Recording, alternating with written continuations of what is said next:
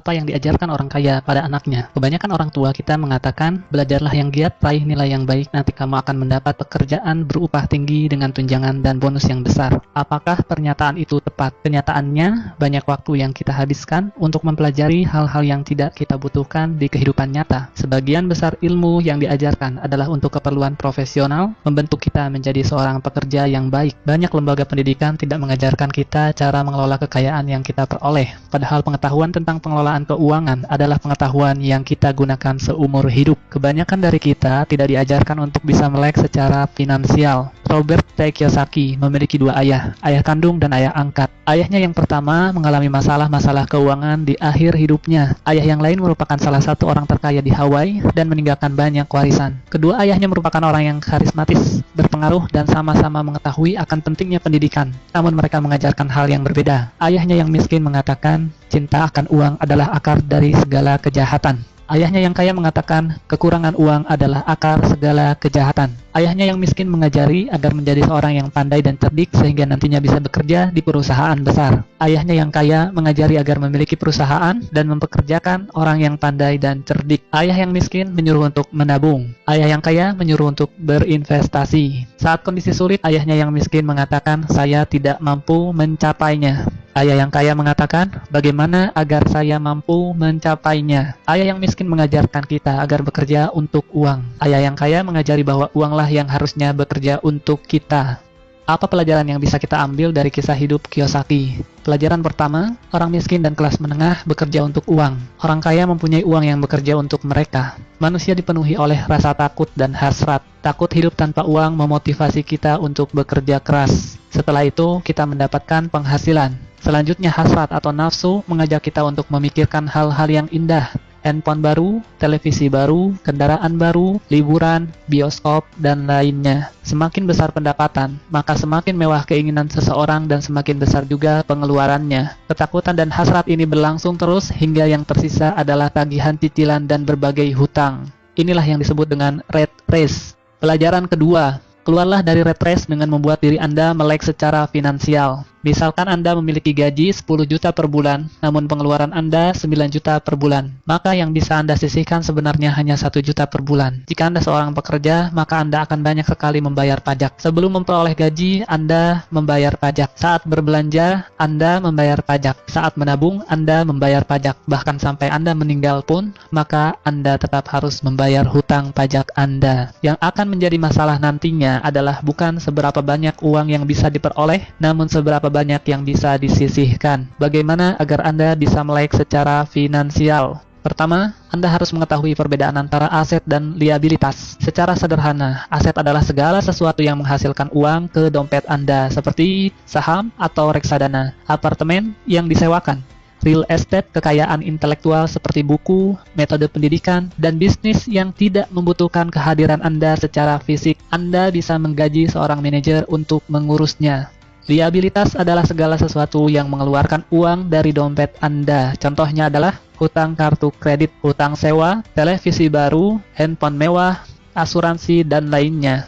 Orang miskin memiliki pengeluaran harian yang tinggi. Kelas menengah membeli liabilitas yang mereka pikir adalah aset, dan orang kaya membangun kumpulan aset yang kuat untuk menghasilkan pendapatan. Kelas menengah mendapati dirinya berada pada pergulatan keuangan yang terus-menerus. Pendapatan utama mereka adalah gaji. Semakin tinggi gajinya, maka semakin keras mereka bekerja dan pajaknya pun semakin tinggi. Pengeluaran juga meningkat seiring peningkatan gaji, sehingga istilah rat race menjadi cocok untuk mereka. Bukannya berinvestasi di aset sesungguhnya, kelas menengah malah memperlakukan rumah mereka sebagai aset utama. Orang kaya semakin kaya karena mereka terus mengumpulkan aset dan berinvestasi untuk menghasilkan pemasukan yang akan melebihi pengeluaran mereka sendiri. Lalu kenapa rumah bisa bukan merupakan aset, namun liabilitas? Orang bekerja dalam waktu yang panjang untuk membayar kredit rumah. Orang juga membayar untuk pajak rumah, pengeluaran untuk perawatan rumah, dan biaya lingkungan, telepon, listrik, PAM. Ditambah lagi, nilai bangunan rumah itu sendiri bisa terdepresiasi atau menurun dari waktu ke waktu. Anda akan banyak mengeluarkan uang untuk membayar cicilan dan perawatan rumah.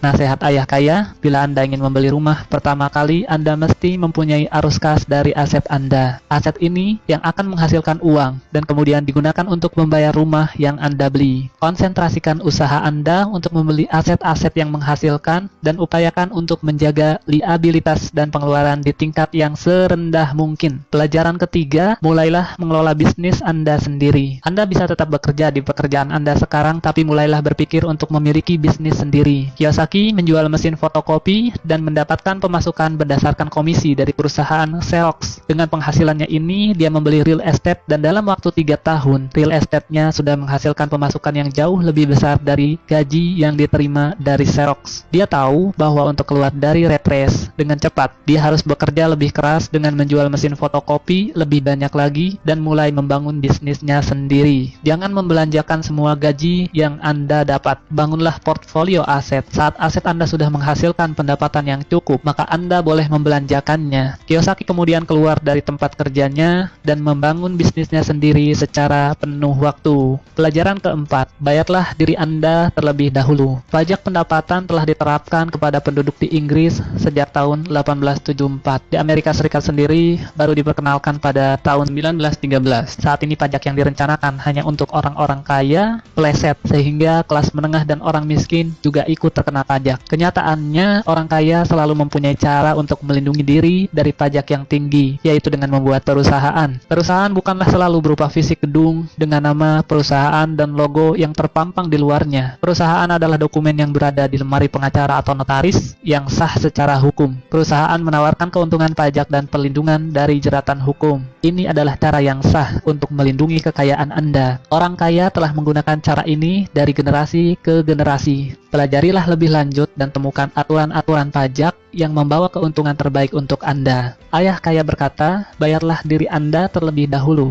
Ini akan memaksa Anda untuk membuat sumber pemasukan lain untuk menutup pengeluaran Anda. Aturan sederhana ini bekerja seperti ini. Orang yang bekerja untuk perusahaan akan pertama-tama membayar pajak, lalu mendapatkan pemasukan, kemudian baru berbelanja. Sedangkan pemilik perusahaan akan terlebih dahulu memperoleh pemasukan, kemudian berbelanja, lalu membayar pajak. Para pekerja dipajaki terlebih dahulu, kemudian menggunakan apa yang tersisa. Sedangkan pemilik perusahaan menggunakan terlebih dahulu pendapatan dan membayar pajak berdasarkan apa yang tersisa. Lalu, apa yang penting dipelajari agar Anda melek finansial? Ada 4 ilmu utama yang penting untuk dipelajari. Yang pertama, akuntansi. Akuntansi membuat kita bisa membaca laporan keuangan. Pada saat meninjau suatu bisnis atau aset, Anda perlu secara cepat melihat catatan keuangan perusahaan yang sedang Anda tinjau. Banyak orang yang tidak tahu bagaimana menyeimbangkan neraca keuangan. Yang kedua adalah investasi. Keterampilan ini akan terasa dengan pengalaman. Bicaralah dengan para investor dan selidiki bagaimana cara mereka berinvestasi. Yang ketiga adalah perilaku pasar. Ketahuilah aturan penawaran dan permintaan. Tidak ada pemilik bisnis yang dapat melakukan bisnisnya tanpa memahami prinsip dasar dari pasar. Lihatlah berbagai kesempatan atau peluang bisnis. Lihat apa yang dijual dan siapa yang akan membelinya. Yang keempat adalah hukum. Kiyosaki merekomendasikan untuk melakukan segala yang berkaitan dengan pengembangan bisnis Anda dalam koridor bisnis yang legal. Ketahuilah hukum-hukum perusahaan, aturan lokal, dan aturan akuntansi yang berlaku. Pelajaran kelima, belajarlah untuk menjadi investor profesional. Ayah kaya menjelaskan bahwa ada 2 jenis investor. Yang pertama adalah pembeli paket investasi. Ini adalah investor yang menelepon retail outlet, perusahaan real estate, stockbroker, atau perencana keuangan dan menaruh uang Anda dalam portfolio investasi yang sudah ada. Cara ini merupakan cara tercepat dan praktis. Yang kedua adalah investor profesional. Rancang sendiri investasi Anda, lakukanlah penawaran aset-aset Anda, dan cari berbagai kemungkinan dari kesempatan yang ada. Ayah kaya sangat menganjurkan jenis investor ini. Anda perlu membangun 3 keterampilan dasar untuk menjadi investor jenis ini. Yang pertama adalah identifikasi kesempatan atau peluang yang dilewatkan oleh orang lain.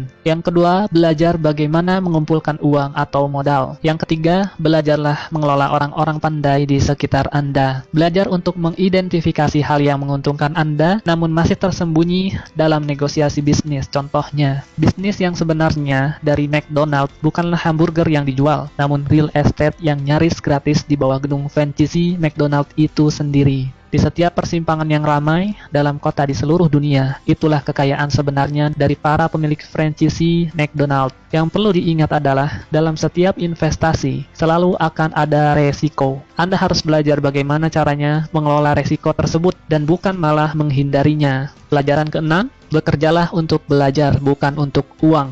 Setelah lulus, Kiyosaki memutuskan untuk bergabung dengan Angkatan Udara. Dia belajar terbang dan dia menyukainya. Dia juga belajar memimpin pasukan, yang merupakan bagian terpenting dari pelatihan kepemimpinan. Selanjutnya dia bergabung dengan Xerox, dan dia belajar untuk menghalau ketakutannya akan penolakan. Keharusan mengetuk pintu orang dan menjual mesin fotokopi membuatnya takut. Tak lama berselang, dia sudah menjadi salah satu dari 5 orang salesman terbaik di perusahaan itu. Beberapa tahun kemudian, dia adalah yang nomor 1.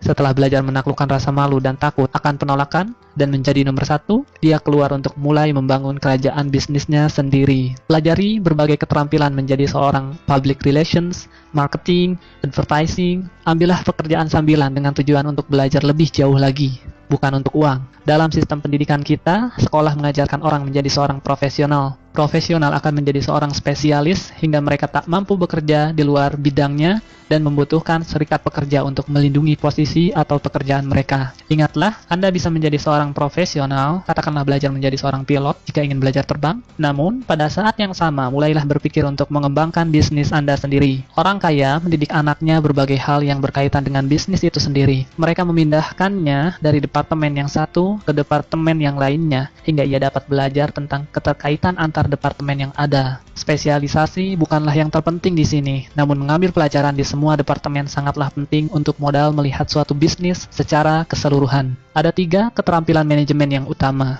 Yang pertama adalah manajemen arus kas, kedua adalah manajemen sistem, ketiga adalah manajemen sumber daya manusia. Jadi, apa saja yang kita pelajari? Yang pertama, orang miskin dan kelas menengah bekerja untuk uang. Orang kaya mempunyai uang yang bekerja untuk mereka. Yang kedua, keluarlah dari rat race dengan membuat diri Anda melek secara finansial. Yang ketiga, mulailah mengelola bisnis Anda sendiri. Yang keempat, bayarlah diri Anda terlebih dahulu. Yang kelima, belajarlah untuk menjadi investor profesional. Yang keenam, bekerjalah untuk belajar, bukan untuk uang. Ingatlah, pekerjaan adalah solusi jangka pendek untuk masalah keuangan jangka panjang Anda. Atasi hambatan Anda dan mulailah bertindak sekarang. Kenapa harus memanjat tangga karir di perusahaan bila Anda bisa memiliki tangganya sekalian? Diringkas dari buku Rich Dad Poor Dad, Robert T. Kiyosaki.